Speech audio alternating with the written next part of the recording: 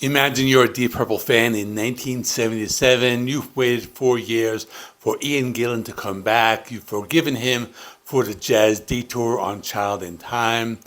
You've told yourself the next one will be different. You put the needle down on Clear Air Turbulence, and it's not different.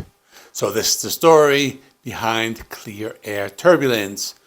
Before they could even think about a second album, the band had a crisis on their hands. Mike Moran, the keyboardist who played on Child in Time, walked out the door almost the moment the album was released.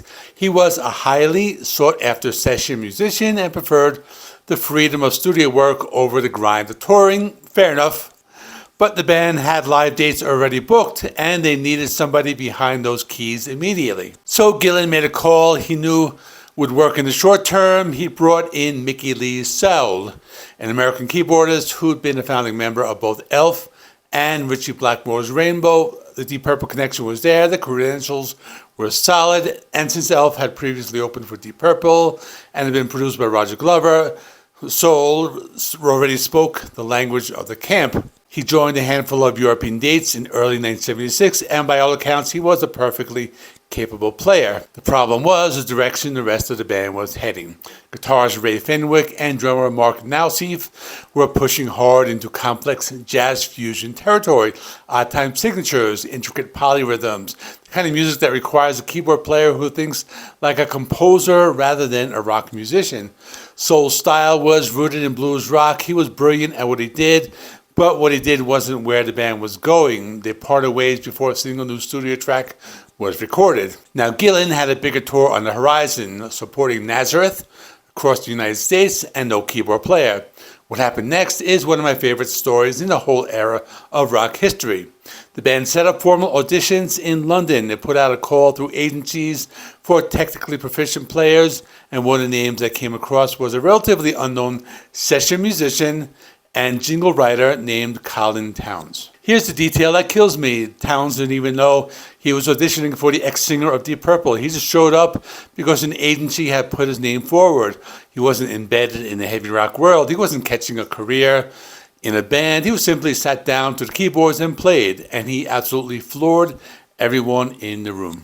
Towns wasn't just a player, he was a fully trained composer who could read and write complex musical arrangements on the spot. While Gillan needed someone to fill the vacancy, Fenwick and Nausif saw something else entirely. They saw the missing piece that would let them execute everything they'd been trying to build, someone who could write brass arrangements, construct avant-garde synth lines, bring horn sections, and architect the kind of jazz fusion structures they'd been reaching for. Towns was hired on the spot.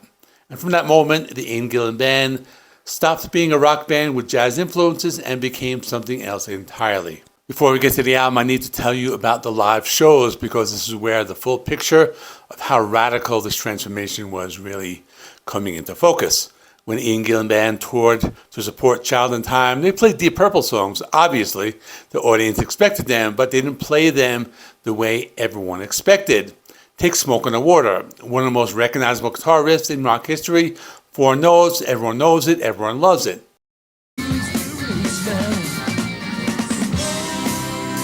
The Ian Gillan Band took that riff, threw it in the bin, replaced it with a laid-back, syncopated funk jazz groove built on slap bass and electro piano. Woman from Tokyo got transformed into an experimental jam piece loaded with complex keyboard solos and fusion-style rhythm shifts.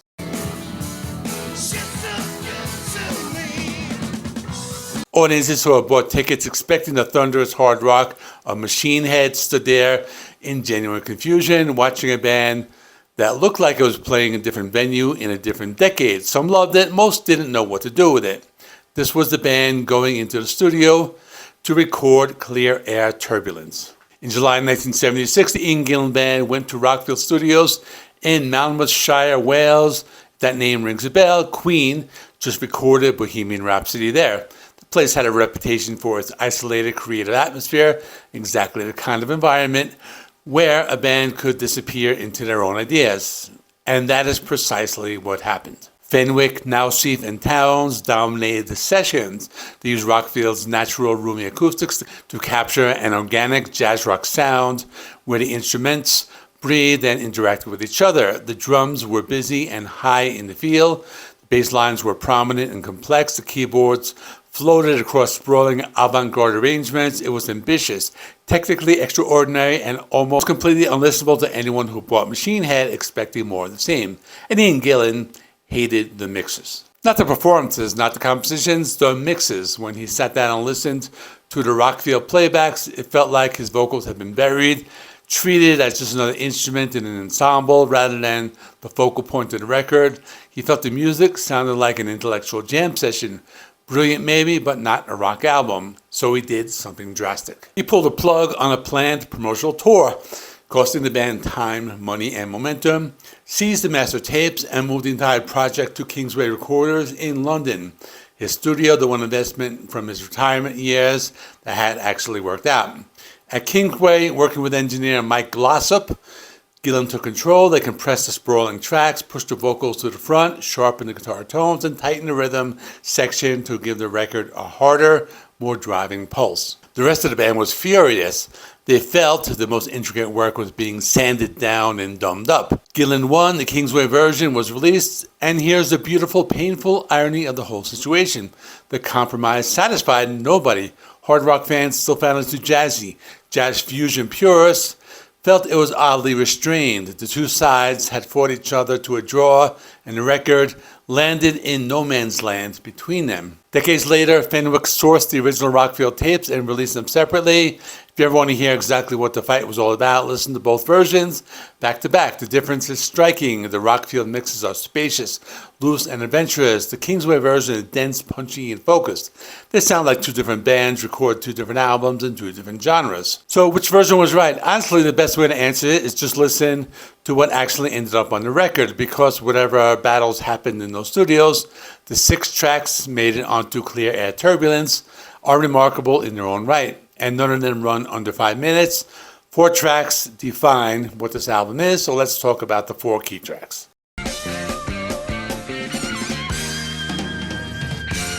The title track opens with a classical flute solo from Colin, gentle, almost delicate, and then suddenly explodes into a heavy funk groove driven by Gustafsson's aggressive slap bass. Sounds closer to Weather Report or Jean-Luc Ponty than anything connected to Deep Purple. Consider it the album's mission statement.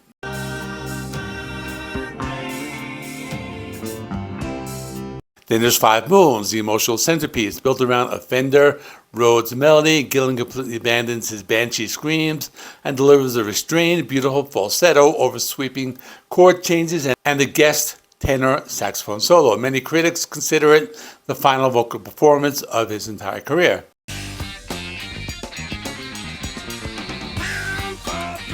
Moneylender is the compromise track, the one that throws older fans a bone, heavy rock riff, signature Gillan growl, but underneath it all, a full brass section and jazzy rhythm shifts that remind you exactly which band you're listening to.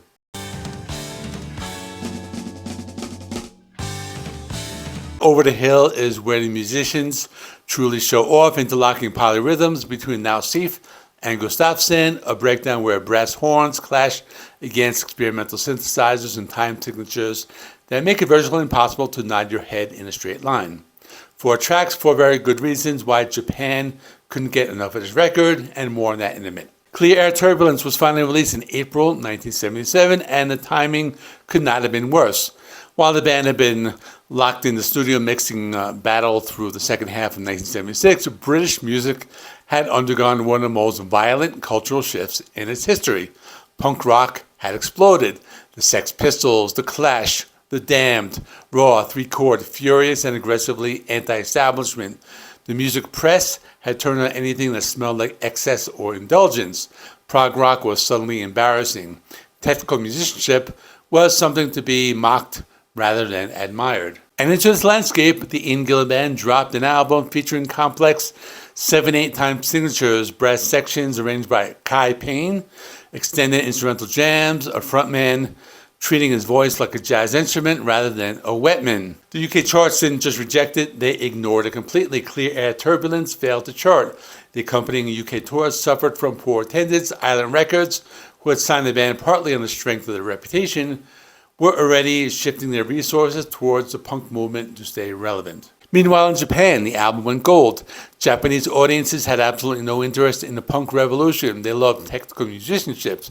They loved progressive structures. They filled venues. The Ian Gillan Band played the Budokan and were treated like conquering heroes. While back home, they were being quietly written off. It's one of the great geographical paradoxes of 1970s rock.